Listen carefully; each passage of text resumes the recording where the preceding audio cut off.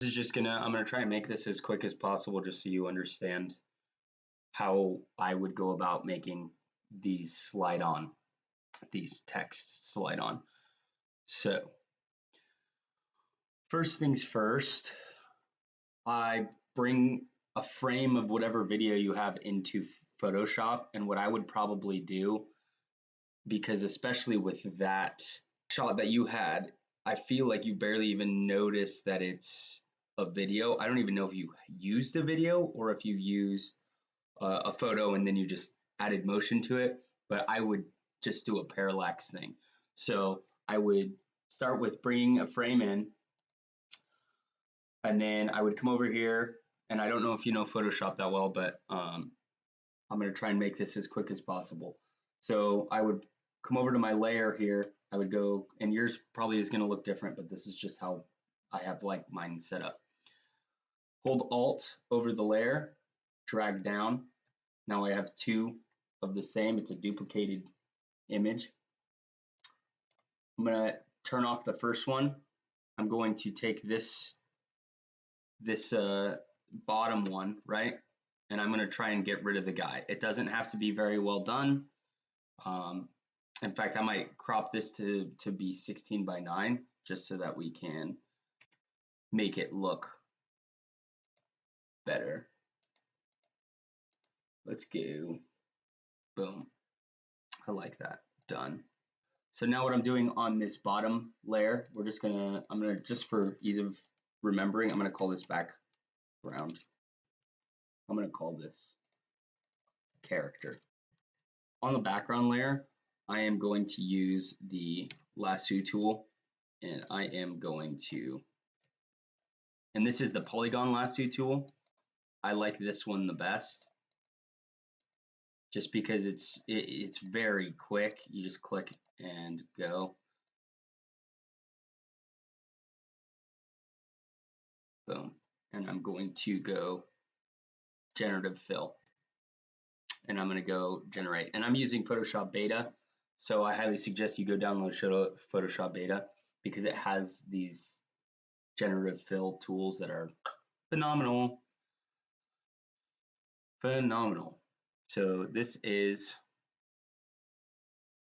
getting rid of him, and it doesn't have to be perfect, but that works. See what we have here? Just replacing the background. We don't actually need it to look like anything. Because then I'm going to come into my top layer, and I am going to use the W tool, and I'm going to click this right up here. I'm going to click and make sure that you're clicking on your character. Top layer, not this generative fill layer. Top layer, select subject.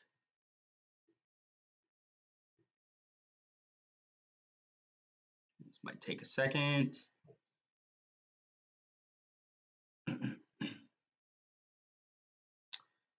And then I'm going to go to the lasso tool, and I'm just going to make sure that I have everything about this guy selected.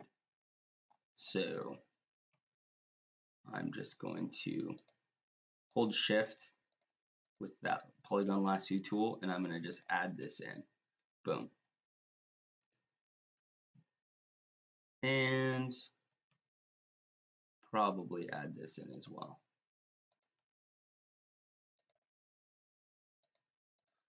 And this is only these steps right here are only if you want to add parallax between the background and the foreground. So if you aren't even planning on doing that, don't even worry about these steps.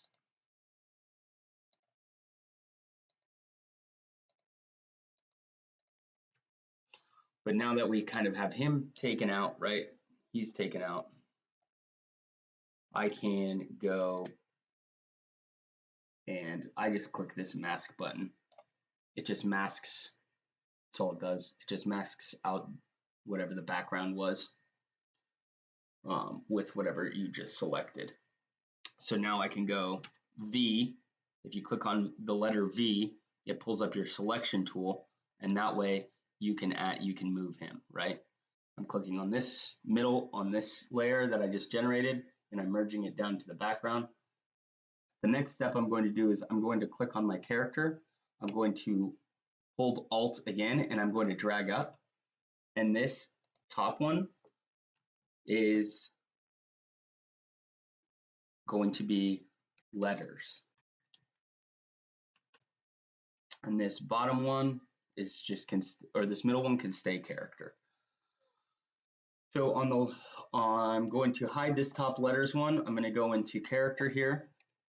And my personal favorite tool to make the background or to get rid of letters is the stamp tool. It is memorize. Oh, here it is, stamp tool. So I like this one the best, the clone stamp tool. But if you just hit S, it'll pull it up.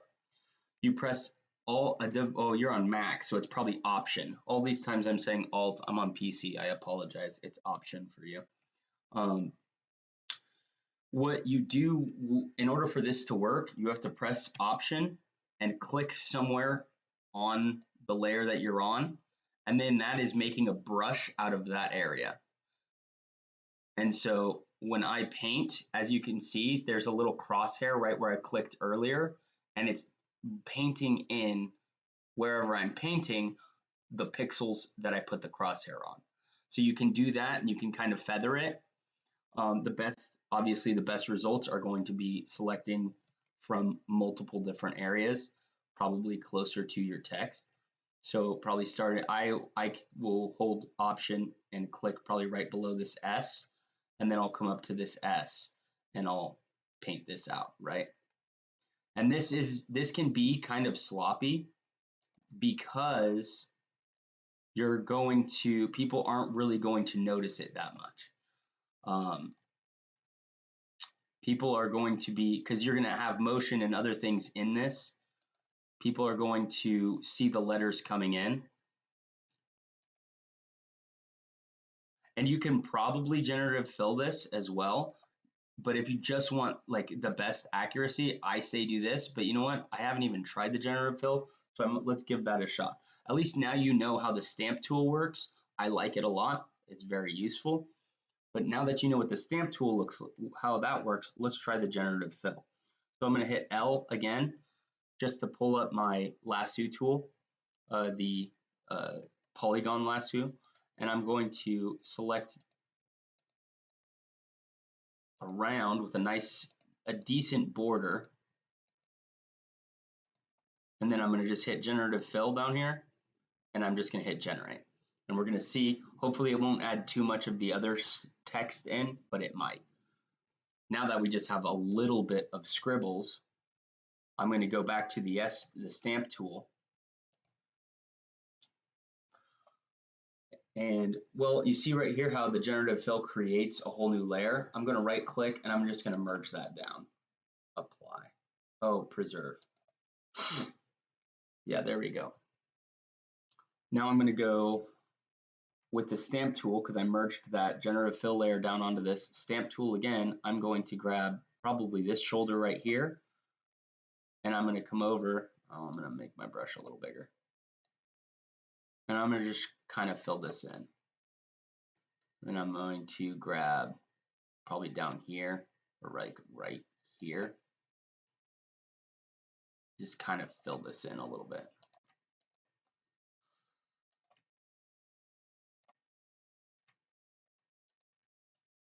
There. Now my back is completely clean of the lettering that I wanted. I like that. So that will be a layer of its own. So we'll have this imported into After Effects.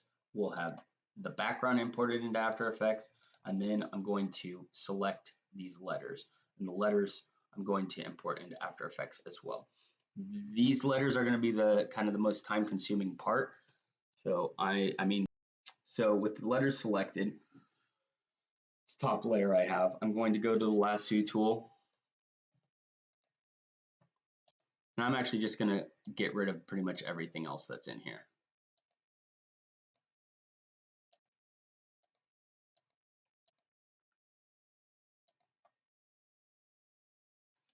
And then I am going to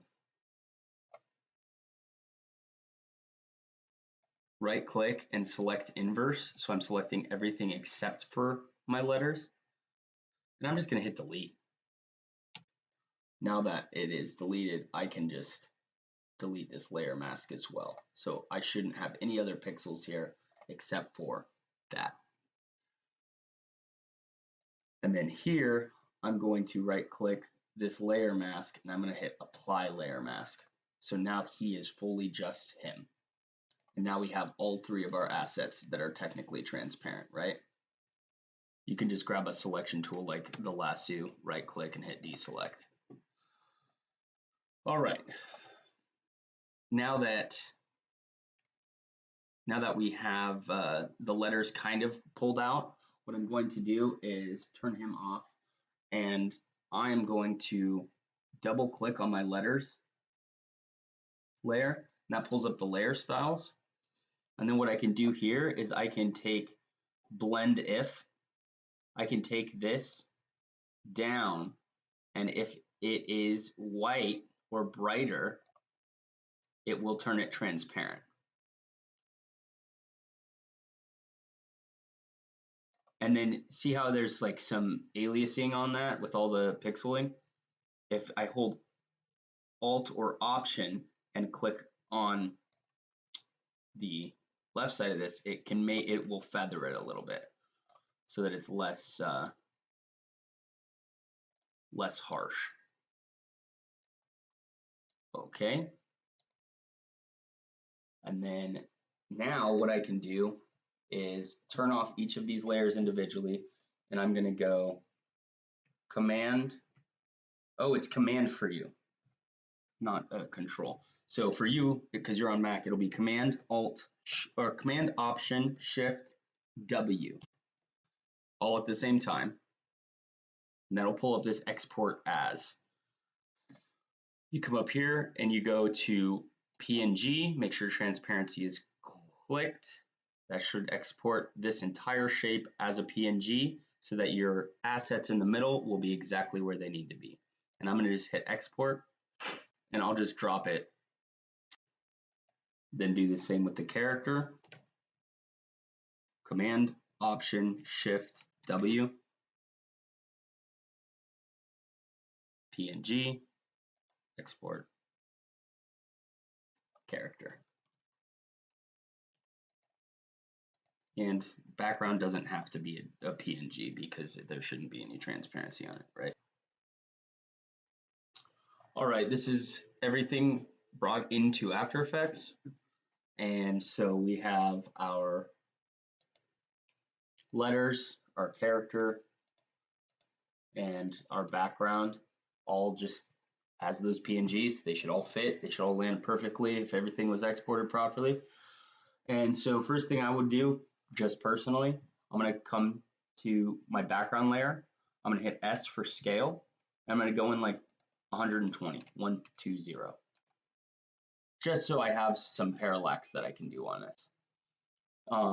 And then at the beginning, I'm going to just set a keyframe on position. So, oops, my bad. I'm going to click background again. I'm going to hit P for position, and I'm going to drag the first one over to the right and just set position, take my timeline thing over to the very end and just barely move. We don't need much movement. Grab both of those, select both of them, and right click, keyframe assistant, easy ease. And that just gives a nice, very, subtle, look at that, there's very subtle movement to it. And then we can do kind of the same with, we'll leave the guy right where he's at. But regardless, now we have our letters. This is where things get a little busy. There's going to be a lot of masking and stuff in this.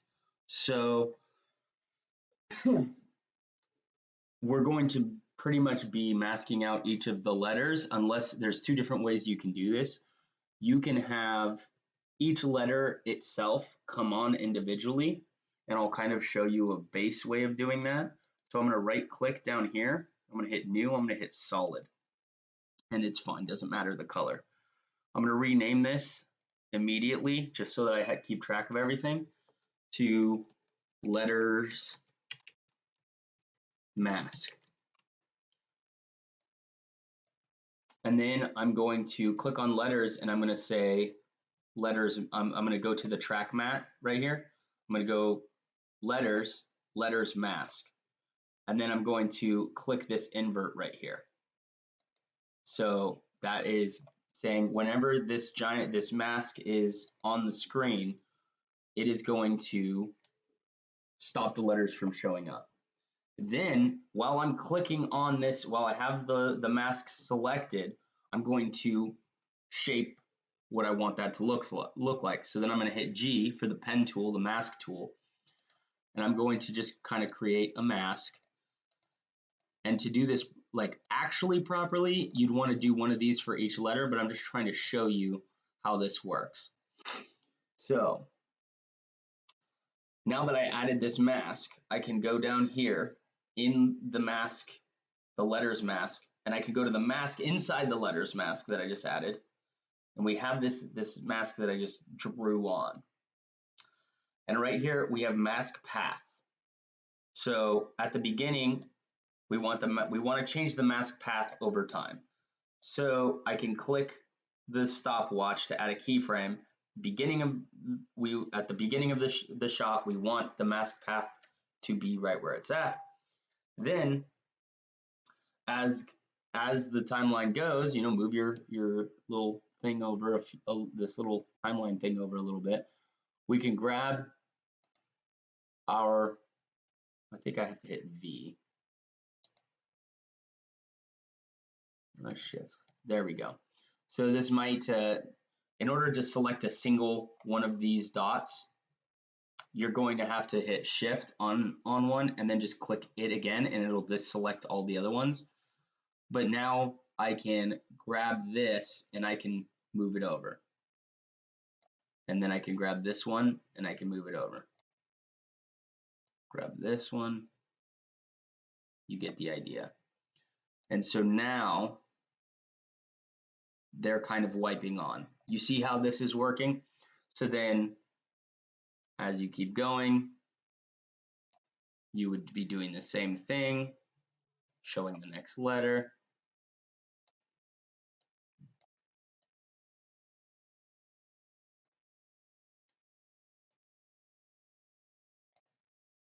Etc. I will speed this up because you get the idea at this point. But I'll speed it up just so that at the end you can see what it looks like.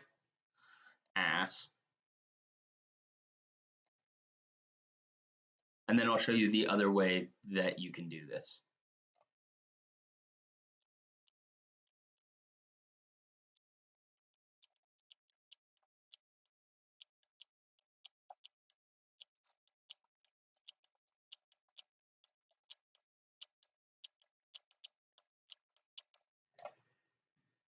Okay, so now that I have that done, this is what that would look like while being played. And obviously, if that's too slow for you, another nice thing you can do is add some motion blur to the mask. So as it moves, it will be a little bit blurred. You can also go down to the feather of the mask and feather it just a little bit. And you can extend it just a little bit so that when it does its thing, it's a little bit more blurred, right? It's not as and here is how a scaled down version would be.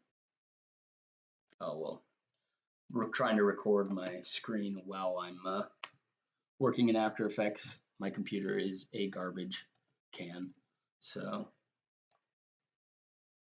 that's another way of being able to do this. The other way to do this is masking out each individual letter, which means so that's way one. And you can do that faster, right? Obviously, you just bring these all closer and then it'll wipe on quick. It's a quick way of doing it. To have the letters themselves kind of stack on is going to be a little bit harder to do. So I'm actually going to delete this mask.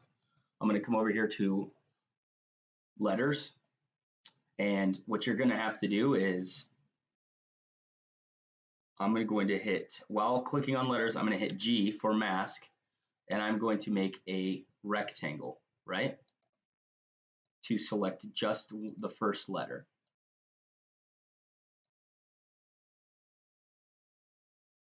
So you're going to do this. You're going to come down here. You're going to rename this to A. Then you're going to duplicate it. And you're going to go hit V, click on the mask, select all the points, shift select to select just to deselect one and then reselect it to manipulate the mask a little more. And you're going to go through and you're going to repeat this for every single letter, and I highly suggest when you do this, you rename each letter to what it is, S, and then duplicate the S, Control D,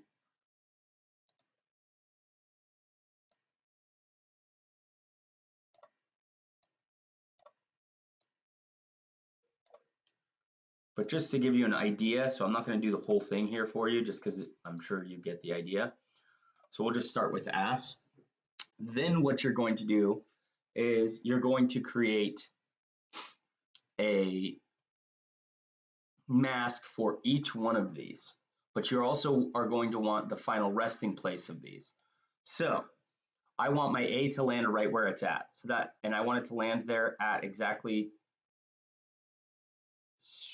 let's start the whole animation at 12 frames in. So then I'm going to A, and I'm going to hit P, and I'm going to put a keyframe for that position.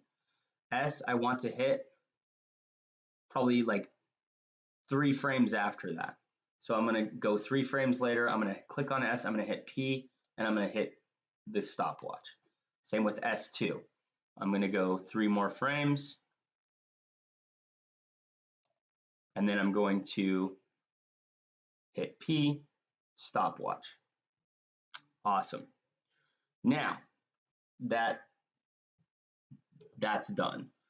The next step is to come here back to A. I'm going to right click, I'm going to go new, I'm going to go solid, and I'm going to name this solid A static mask. That's going to make a giant black solid over my screen.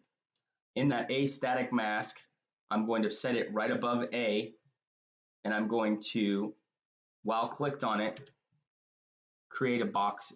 I'm going to hit G to pull up the masking tool, and I'm going to create a little rectangle big enough that it will cover the A when the A is going to move in.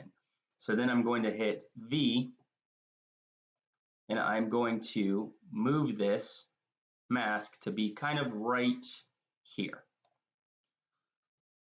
Nice thing is we can reuse this mask multiple times. We don't have to make it more than once. We'll be able to reuse it. So this mask will stay static, but I'm going to come down to A now that I have that, and that's the A static mask. I'm going to click on matte. I'm going to click A static mask for the letter A, and then when I take my A letter right here in position, and I go back a few frames, maybe about 6 frames, so that it's a 6 frame entry. I'm going to come down to the X location on the screen. So that should be your horizontal, at least that's how I know it. And I'm going to drag it back this way until it's hidden behind that mask. Then I'm going to go to S. Well, I'll take this A static mask that I made for the A to hide the A. I'm going to hit Control D to duplicate it. I'm going to move it above the S, and I'm going to rename it S static mask. Then I'm going to click on the S, and I'm going to do the same thing. S static mask, and I'm going to go click on the S static mask, and I want to move it over to the left. So then I'm going to go position, or to the right. I'm going to move it just right here, because the S static mask won't affect the A. The A will still show up even if the S static mask is covering it. So let's find our A's landing spot. Let's go to that S static mask. and let's make sure we're not getting the A involved, right? So now I can take my S and I can take its start position. So make sure you're not doing this on its final position.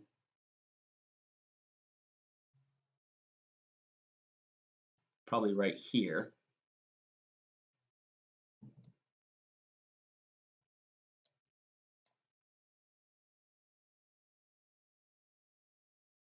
Actually, you know what? We might move these out. Let's move this out, the final. Let's move this out, final. And then these should start right as the other one finishes. So the S position, I'm going to move back just until it's hidden. And then we're repeating. We're taking this S, but we're first going to give it a mask. So click on the previous mask, this black one, Shift D, drag up above, go to the second S static mask 2, boom. Then I'm going to take that position of that mask, P, and we're going to move it right on the outside of this S, right there. Now, I make sure that I'm not on the final landing point, the final landing keyframe of the third S. I'm moving to the final landing point of the first S, and I am taking the second S and moving it back. Just about there. So this way, and I'm going to go Control All, U, to hide everything, all the keyframes. And I'm going to go to the letters and I'm going to turn on motion blur, motion blur, motion blur. Boom. So now these should stack on like that. I think this is what you were talking about, was doing it this way. And obviously, if you want it to go faster, you just have to move the keyframes closer to each other. Boom, boom, boom. I hope that makes sense. I'm sorry that I'm not making this really any longer than it is. I think this tutorial is already like 30 minutes long, so I apologize for that. But I hope you understand kind of how masks work now. Yeah, if you have any questions or you want to hop on a video call at any time, just let me know, man. I'm always down to just like do a Google Meet and then I'll just share my screen, or you can share yours and I can give you pointers as far as like my workflow and stuff like that. But yeah, have a good one, man.